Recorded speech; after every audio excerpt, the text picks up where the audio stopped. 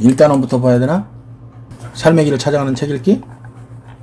일단 1-1하고 1-2는 상당히 가볍게 나왔기 때문에 1-1과 1-2는 안 해도 되겠다. 1-3부터 하면 되겠네. 그래도 애들이 옛날에도 1-3은 좀 어려워하더라. 그렇죠. 그 문제들이 기출문제 쪽 봤을 때 어떠냐? 일단 어려운 문제도 있었던 것 같습니다. 그러니까 말이야. 그러면 일단 제재 연구부터 한번 보고 전체 포인트 보자. 시각상과 촉각상. 보이는 것을 그릴 것이냐, 아는 것을 그릴 것이냐. 갈래는 설명문. 설명문이니까 설명의 방법이 시험에 나올 수 있지. 설명의 방법. 정의 지정. 비교 대조. 구분 분류. 분석. 예시. 그 정도면 되려나? 네. 지금 얘기한 것 충분히 맞출 수 있지. 네. 설명문에서 보이지 않는 시험 포인트는 그거야. 그래서 시각상과 촉각상의 어떤 부분을 이만큼 가이드라인을 쳐놓고 그거에 같은 설명 방법. 네. 그럼 그게 당연히 시험 포인트지. 설명문의 목적은 뭐지? 어떤 정보를 상대방한테 전달. 단 하나만 얘기해봐. 설명문의 목적. 그게 이제 보이지 않는 시험 포인트 또 하나야. 설명문과 논설문의 차이야. 설명문은 뭐 하는 거지? 단어 뭐? 전달. 이해. 설명문의 목적은 이해야. 논설문의 목적은 뭐지? 설득이야. 그래서 속지 말아야 돼. 시각상과 촉각상을 설명하는데 답지문 1, 2, 3, 4, 5번에서 혹시 설득이라는 단어가 들어가면 무조건 틀린 거야. 그건 논설문이야. 내가 교사했을 때도 애들 그거 내면 정말 잘 틀려. 왜? 시각상과 촉각상의 내용을 물어보는 게 아니고 설명문에 대해서 문제를 내거든. 그래도 어느 정도 2등급 가까이 가는 애들은 설명의 방법까지는 다 맞아. 그런데 이해와 설득이라는 단어를 교묘하게 섞어놓으면 애들이 틀려. 설명문의 목적은 이해야. 논설문의 목적은 설득이야. 그래서 설명의 방식 여러 가지를 섞어서 설명하는데 설득이란 말이 교묘하게 들어가 있으면 그건 무조건 설명문에 대한 설명이 아니야. 그게 보이지 않는 시험 포인트야. 다음 성격, 해설적, 예시적. 예시적이니까 설명의 방식 중에서 가장 많이 사용한 게 예시겠네. 그 다음에 제재는 시각상과 촉각상. 주제, 인간의 인식과 사유를 표현하는 예술로서의 미술. 특징, 시각상과 촉각상을 대조하여 설명함. 그 비교 대조가 있는 거지. 비교는 공통점을 비교하는 거야. 대조는 차이점을 비교하는 거야. 그래서 원래 비교라는 단어에 비교 대조가 다 들어가 있는 거야. 그것도 정확하게 개념을 알아야 돼. 그 다음에 다양한 그림을 시각자료로 제시하여 독자의 흥미와 관심을 유발함. 이런 것들은 특히 여기에서는 흥미를 끌기 위해서 어떻게 했지? 아, 질문을 던졌구나. 아, 우리가 보통 생각하지 못했던 어떤 것들을 던졌구나. 그런 것들은 다 시험 포인트에 해당한다. 그 다음에 예지가 사용한 읽기 방법을 읽기 과정에 따라 제시함. 시각상과 촉각상에서 너가 봤던 킬러 문제는 있었어 없었어? 일단 외부 자료와 조금 연계를 해가지고. 외부 자료와 연계하는 것. 네. 그 내용 중에서 딱 눈에 안 들어왔던 거 질문. 개인적으로는 딱히 내용 중에서 괜찮았던 것 같습니다. 여기서는 질문이 없다. 그렇게 말씀하시네. 결론적으로는 그렇게 말씀드릴 수 있습니다.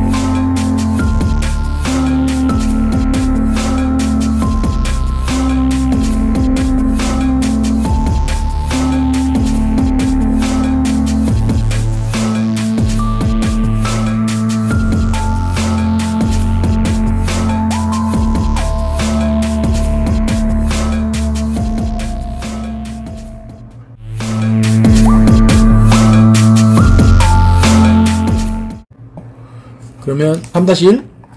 3-1. 단원 열기에서 여기는 뭘 하고자 하는 거야?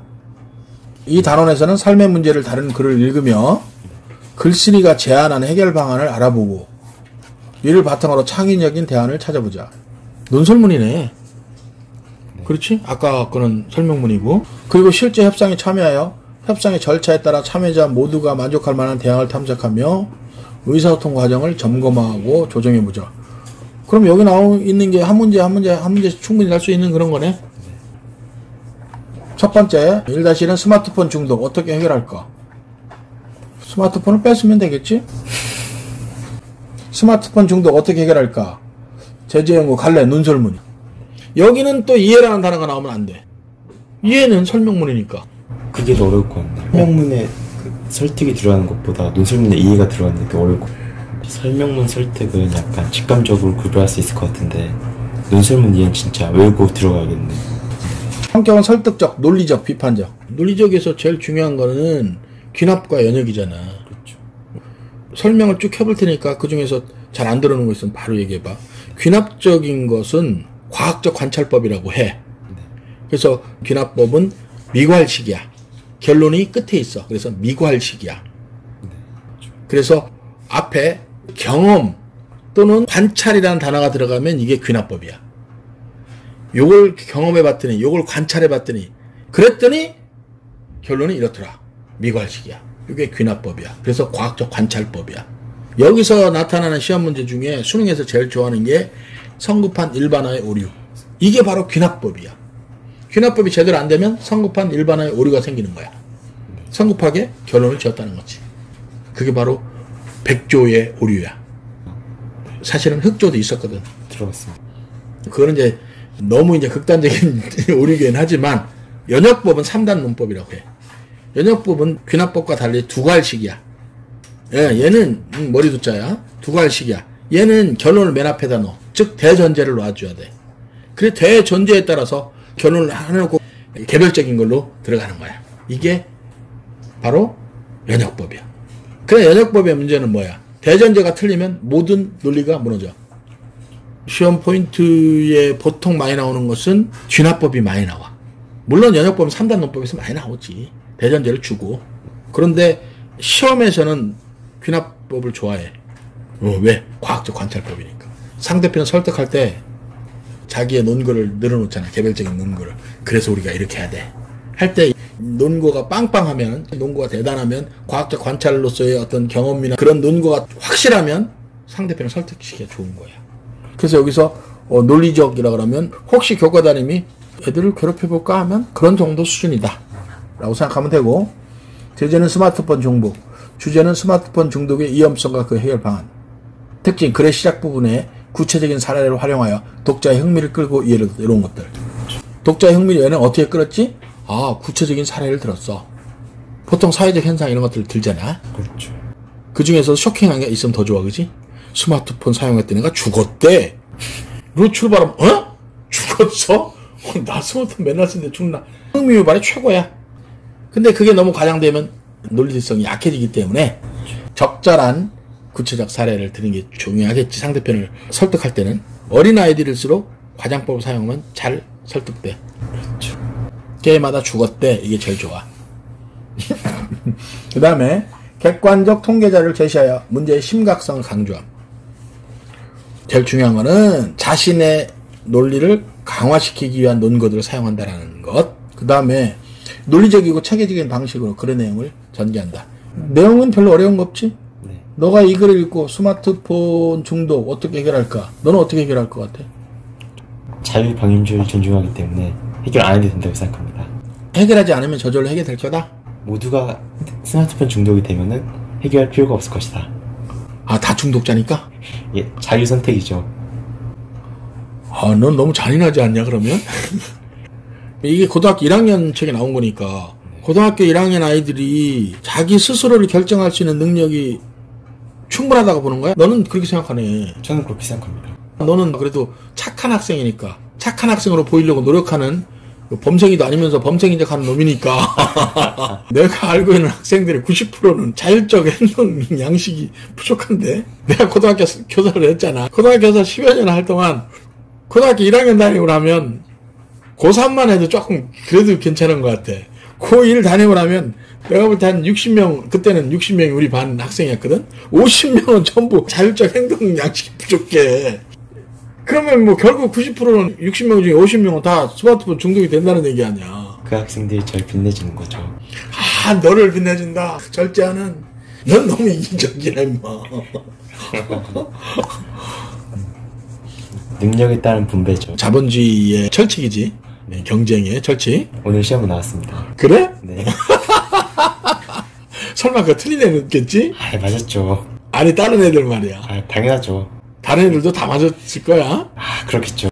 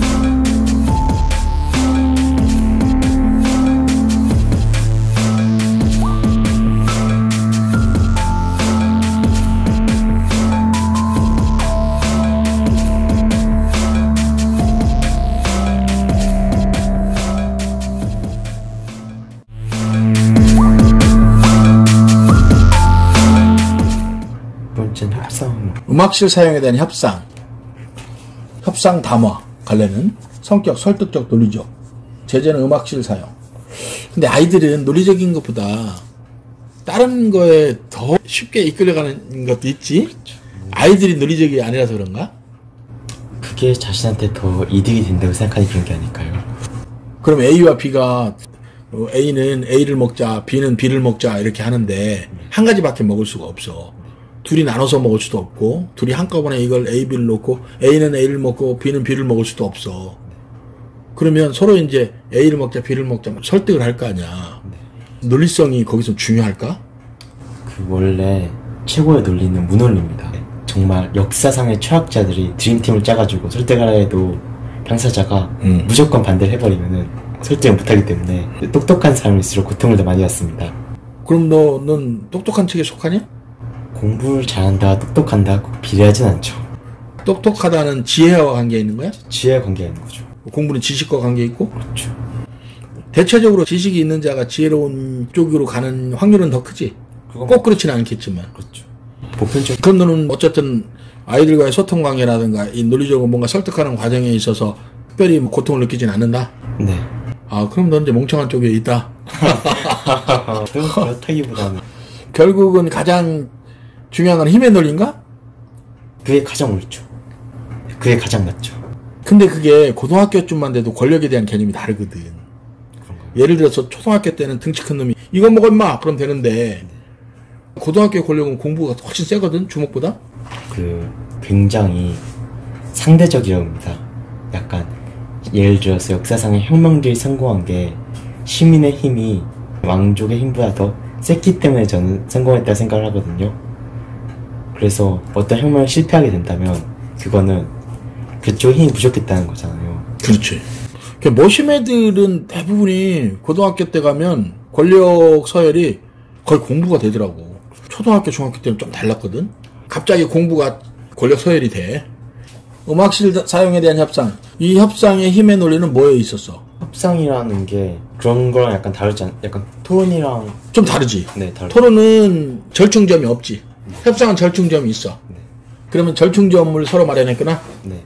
재제가 음악성 사용이고 주제가 음악성 사용의 협상 특징, 시작 단계, 조정 단계, 해결 단계. 이 조정 단계라는 게 그 아까 얘기했던 그건가? 서로의 절충점을 잡는 것. 그 조정 단계 때 응. 상대방의 처지와 관점을 이해하는 게 시작 단계 해결 가능성을 파악하는 것과 약간 시작 단계, 조정 단계, 해결 단계에 있어서의 조건들에 대한 그게 정리된 게 있나?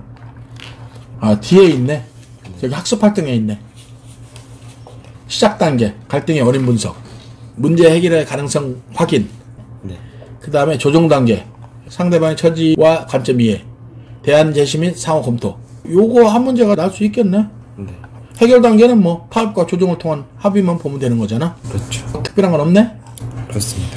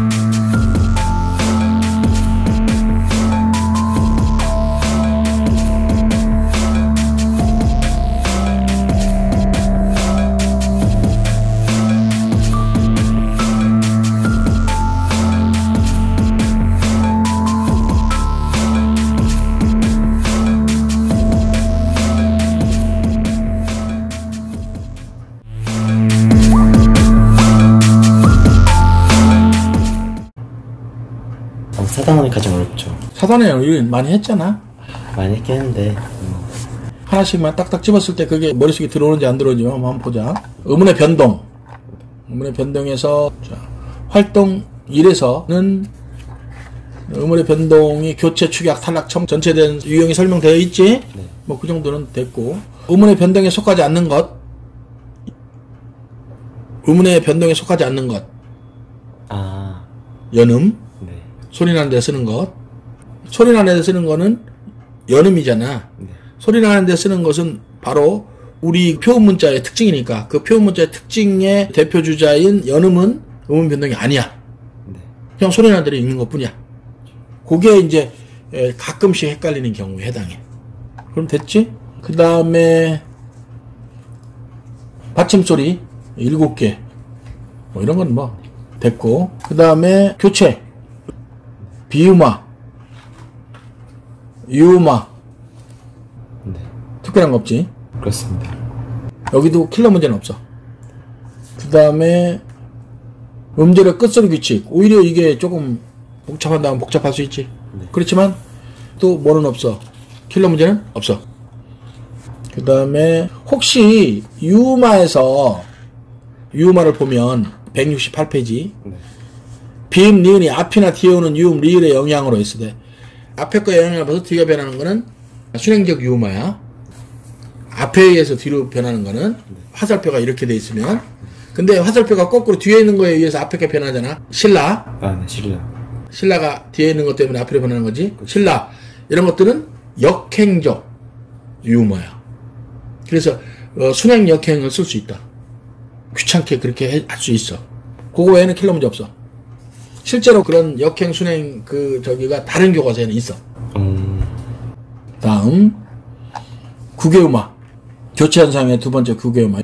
국외음화에서 제일 중요한 건 디귿 플러스 이는 지읒치읒인데 이가 뭐라고? 형식 형태소. 형식 형태소. 무조건이야. 가장 중요해. 형식 형태소 아니면 안 돼. 그렇죠. 이가 마치가 됐다거나. 제일 많이 나오는 거는 같이네. 그냥 같다 해서 이라는 부사와 접사가 오면서 형식 형태소 붙은 거야. 그 다음에 된소리 대기의 킬러 문제는 다 외워야 돼. 그러니까 이제 1, 2, 3, 4로 했다면 예를 들어서 국밥은 어디에 해당하느냐 한번 해보자. 국밥 어디에 해당하지? 가에 해당하고. 그 다음에 신고는 어디에 해당하지? 나에 해당합니다. 신고는 다 나에 해당하는 건 아니야. 도둑을 신고해야지는 아니야. 그러니까 이걸 어떻게 해야 되는 거야? 신고 이러면 신고인지 모르잖아. 기본형 신따가 되면은 문장에서 그러면 이건 무조건 나야. 신따 자태도 니은이기 때문에 뒤에 디귿이 신따 이렇게 된 거잖아. 용언의 어감. 그러니까 신따가 되니까 신고가 되는 거야. 네. 근데 신고는 안 되는 거야. 그렇죠. 용언의 어간이 아니기 때문에. 네. 그 다음에 갈등은 다에 해당하는 거지. 그렇죠. 라에 해당하는 게 어디 있어? 할적에 또? 그 다음 갈 곳. 오케이, 갈 곳. 우리가 예쁜 충샘 할 때 예쁘다에서 예쁘 플러스 니은이잖아. 그게 관형사형 어미였잖아. 그래서 예쁜 충샘을 할 수가 있는 거야. 대신 품사는 형용사인데 관형사처럼 쓰기 위해서 관형사형 어미 니은을 줬잖아. 이것도 마찬가지야. 예쁠 충샘 맞지? 네. 리을. 그런데 얘가 리을이 그렇게 관형사형 어미가 되면서 명사를 꾸미는 거야. 그러니까 띄어써야 되는 거야. 그렇죠. 갈 곳, 갈적에, 할적에. 네. 그래서 뒤에 이렇게 꽃적 이렇게 되는 거야. 그런데 이게 애들을 속이려면 띄어쓰기를 안 해버려. 그러면 애들이 막 헷갈리는 거야. 이게 뭐지? 절대 안 띄어쓰면 안 돼. 왜? 띄어쓰기까지 뒤에 같이 연결돼 있잖아. 그럼 의존명사 띄워야 되잖아. 그러니까 갈 곳이 되는 거야. 만약에 정말 붙어 있다면 그런 거 갈 곳이야, 그지? 갈 곳이야, 갈 곳. 무슨 말인지 알겠지? 네. 그 다음에 한자 중에서 물질, 과학에서 물질, 내과에서 물질한다. 고유어 물질도 있어. 그렇죠. 여기는 시험 문제 한 문제 나도 그 자체가 킬러 문제야. 어떻게 날지는 몰라. 무섭네요. 어렵게 나면 애들 다 틀려. 의문의 축약, 탈락, 첨가, 활동 3회. 여기는 사실은 킬러 문제 없어. 없잖아. 그렇죠. 여기는 하는 대로만 해주면 돼. 그 다음에 거기서 클리 문제 하나 있네. 탈락. 가다, 아다 이거 알지? 네. 여기 킬러 문제 있다. 어다. 탈락이냐 아탈락이냐 그거 잘 봐야 돼. 왜? 기본형을 해놓지 않으면 틀리게 해놨어. 그래서 그게 딱 나오면 기본형을 무조건 적어놓지 않으면 탈락인지 아탈락인지 헷갈려. 컸다. 크다잖아. 그렇죠. 컸다 그러면 언뜻 보면 그냥 커다 이럴 수도 있잖아. 만약에 단어가 좀 이상하면 틀리는 거지. 어렵진 않은 킬러 문제야. 너 정도는 안 당해. 그렇죠. 너가 문법에서 당할 일은 없어. 다른 곳에서 당하지. 네. 너는 내가 볼 때 문법에서도 이번에도 안 당해. 그건 너무 그 말 덕분에 뭔가 아닙니다. 그래서 좀 쉬워 보이는 것에 신경을 쓰라는 얘기야. 그래서 그동안에도 신경 많이 썼을 거 아니야? 그렇죠. 여기도 뭐 별거 없고 두음법칙도 어렵지 않고 그 다음에 의문의 변동은 됐고 우리말 바로 쓰기는 외워야 되는 거지 뭐. 그렇죠. 1항 한글 맞춤법 표준어 소리대역 대역법에 맞도록 함을 원칙한데 여기는 뭐 특별히 없어. 뭐 띄어쓰기 없지. 띄어쓰기가 어렵다는데 어렵지 않아. 네. 그렇습니다. 그 원칙대로만 가면 되는 거니까. 원칙이 네 그렇습니다. 여기서 네가 틀리는 건 없다.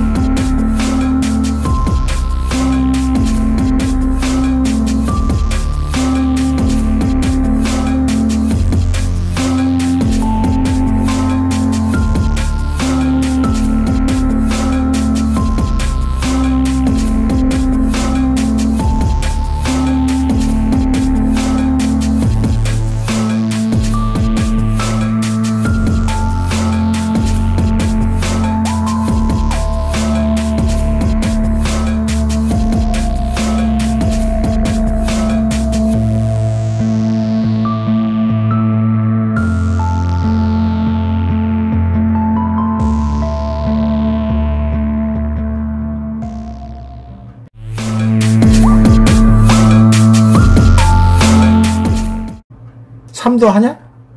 3도 합니다. 책임감 있게 글을 쓰려면 설명문이네. 설명문이니까 책임감 있게 글을 쓰려면 어떻게 해야 하고 이해하는 정도지 설명적, 예시적, 논리적. 책임감 있게 글쓰기. 그러니까 책임감 있게 글을 쓰려고 하는 이런 거는 사실은 설명문인데 논설문에 가까운 설명문이야. 왜냐하면 책임감 있게 글을 쓴다는 게 글 쓰는 사람이 서로 다를 수 있잖아. 그렇지만 고등학생들에게 전문가가 쓴 글은 주장보다는 이해시키는 쪽으로 간다고 봐야지. 그래서 요거는 설명문이지만 성격이 뭐가 들어가 있어? 논리적. 원래 설명문에 논리는 필요가 없어. 냉장고 사용법에 무슨 논리가 필요해? 사용하는 법, 문을 열고 물건을 넣고 닫으면 되는 거지. 논리적이라는 것은 누군가를 설득시키기 위한 주장에 그래서 많이 쓰는 거야. 논설문에서 많이 쓰는 거야. 근데 이거는 논설적인 형태가 들어가 있다라고 보는 거야. 주제, 쓰기 윤리의 중요성과 책임감 있게 글을 쓰기 위한 방법. 특징, 쓰기 윤리의 종류를 분류와 예시의 방법을 통해 효과적으로 설명했다. 분류와 예시는 설명의 방법이야. 여기서는 분류와 예시 이 두 개가 어떻게 그렇게 했나가 킬러 문제가 될 수 있겠네. 맨 앞에 그 나왔으니까. 끝부분에서 책임감 있는 글쓰기의 필요성에 대한 글쓰기의 의견을 제시한다. 글쓰기의 의견을 제시한 건 사실은 설명문이지만 논술적인 성격이야. 그래서 이게 논리적 어쩌고 나와 있는 거야. 내용은 별거 없지? 네. 구분이 설명문과 논설문이 명확하지 않은 글들이 굉장히 많아. 이것도 그 중에 하나다. 그리고 뭐 간주된다, 있을까 이런 것들은 설명문보다는 논설문에서 많이 쓰는 설득할 때의 방식을 사용하고 있는 거야. 냉장고 문을 열을까? 뭘 열을까요? 안 열면 물건을 못 집어넣는데. 원래 설명문은 그래 그냥. 그럼 여기서는 설득이라는 용어가 들어가면 어떻게 되나요? 그게 이제 애매한 거지. 아마 그렇게 안 집어넣을 거야. 그것도 이제 전체 1, 2, 3, 4, 5번의 형태를 봐서 멀리 있는 어떤 형태를 띄어야 되겠지. 그렇죠.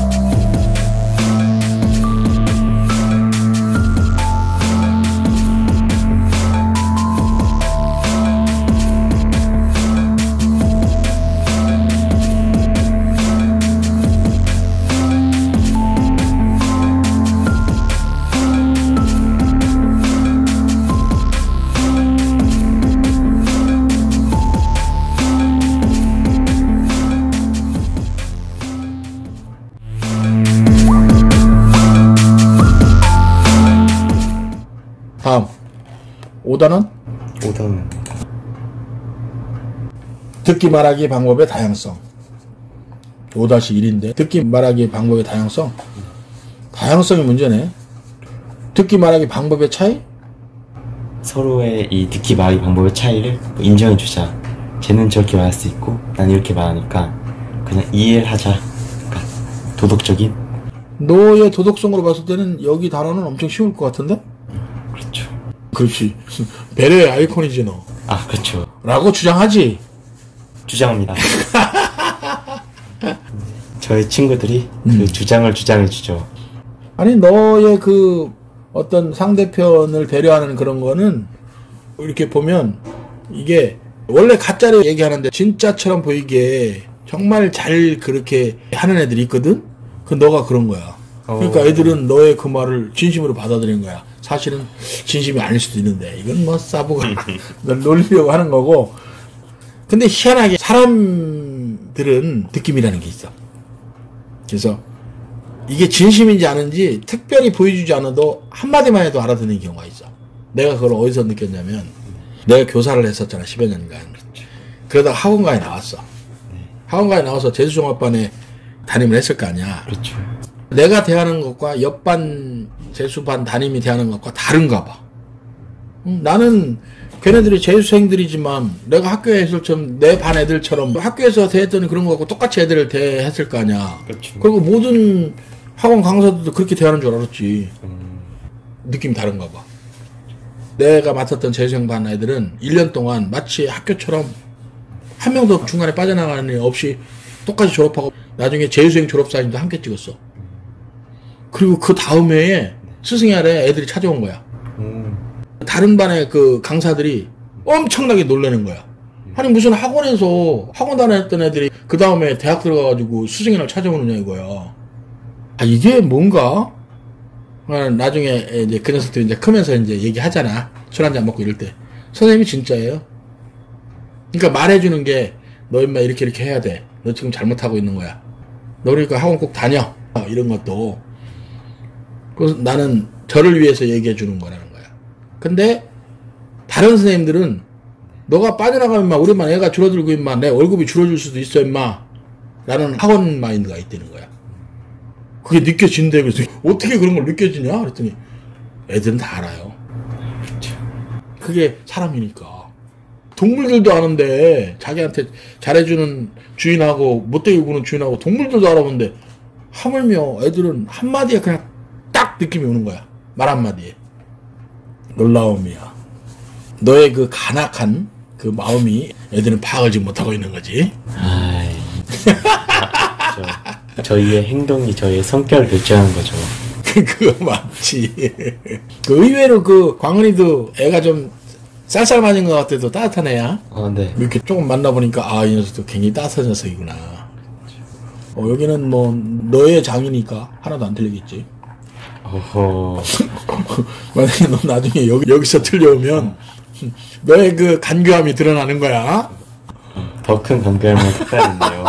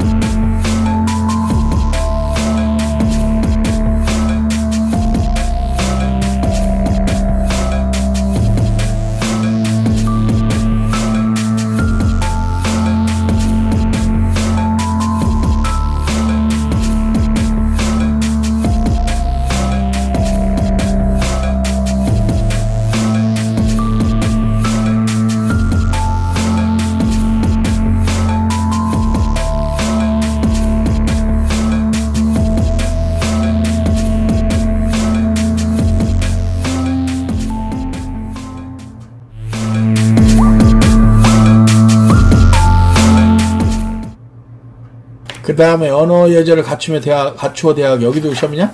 여기도 시험입니다. 언어 예절을 갖추어 대학이 이것도 뭐 너는 틀릴 게 없어. 네. 근데 이게 고등학교 1학년 정도에 이걸 잘 못하는 경우는 있어. 특징이 나오는 다양한 대화 상황에 맞는 적절한 언어 예절. 이게 고등학교 1학년 중에 안 되는 애들이 많아. 그러니까 어느 상황에서 어떤 말을 써야 되는지 그거는 아무래도 사회적 상황에 대한 경험이 부족하기 때문에 그렇겠지. 그건 어쩔 수 없어. 문화적인 어떤 커뮤니케이션에 그런 게 부족했던 학생들은 확실히 그럴 수 있어. 거기 병원에 가서 할아버지한테 할아버지 안녕하세요. 충분히 가능한 얘기야.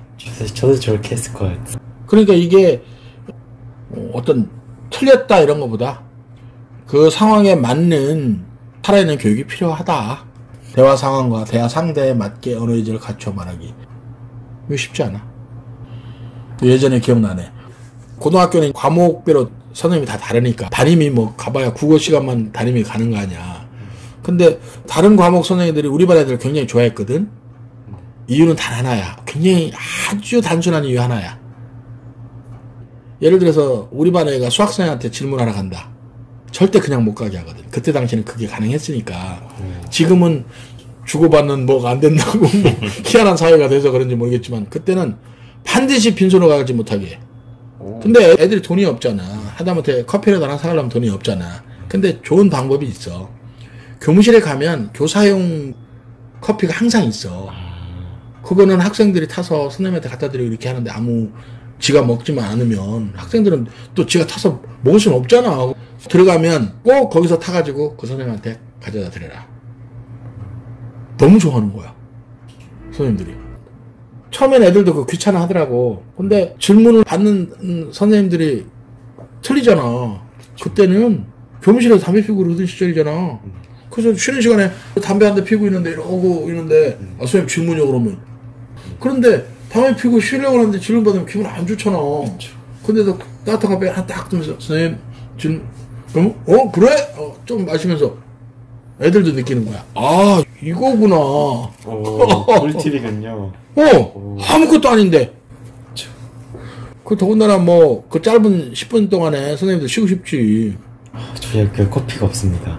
아쉽네요. 그러니까 아이들이 뭔가를 갖다 주지 못하게 하잖아. 그렇죠. 그런 시절이 올 것 같아서 내가 학교를 때려치우고 나왔지. 그런 정이 없는 그런 학교에 있고 싶지 않지. 그때가 낫네요. 그 애들 보고도 뭐 잘못하면 골라. 첫 번째 종아리, 두 번째 청소, 세 번째 부모 소환. 1번입니다. 종아리 맞고 하는 게 낫지. 예, 1번입니다. 저는 2번 했을 것 같습니다. 청소하기?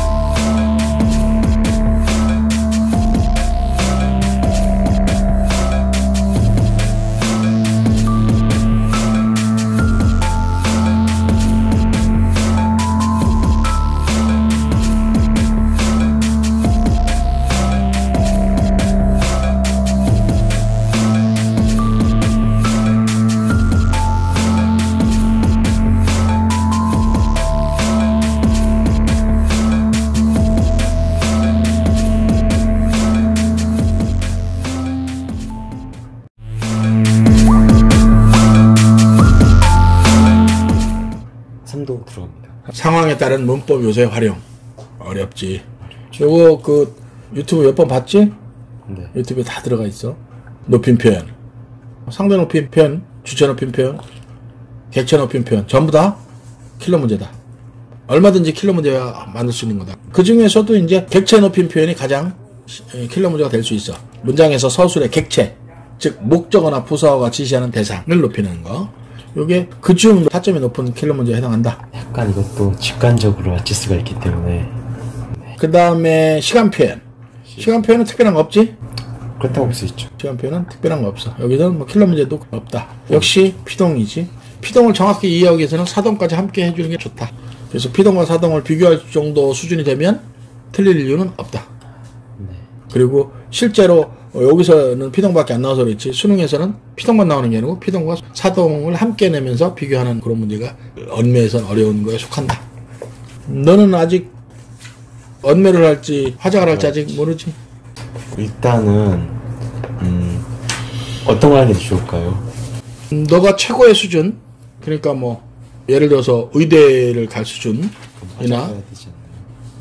언매를 해야지. 언매를 해야 돼요? 언매를 하는 애들이 표준 점수가 높아.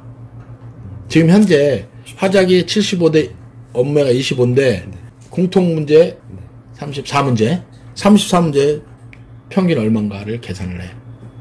언매 쪽이 높아. 그럼 표준 점수가 높아. 화작 11문제 다 맞았어. 언매 11문제 다 맞았어. 그럼 화작 11문제 다 맞은 애들 평균을 내고 여기 11문제 다 맞은 애들 평균을 내잖아. 여기가 훨씬 높아.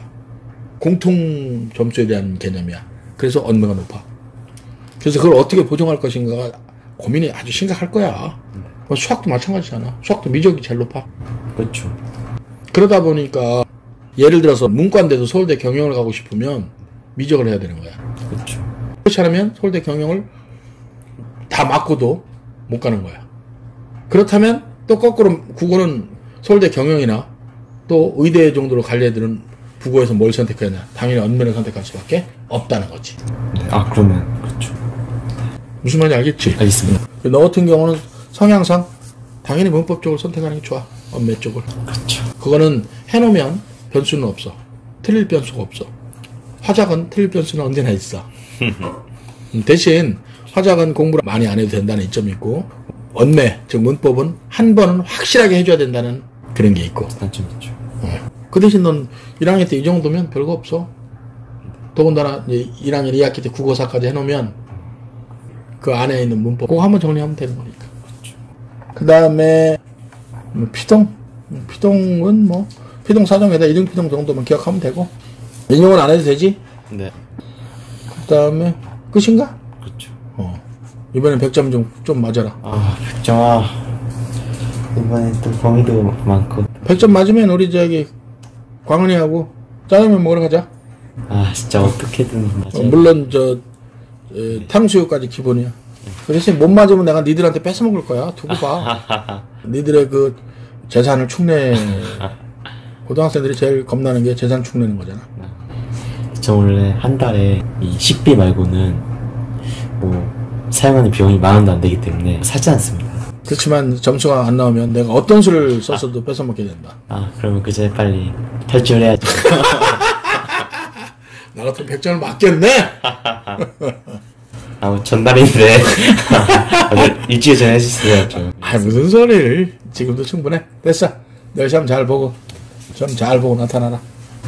이번 시험에서 가장 긴장되는 게 그겁니다.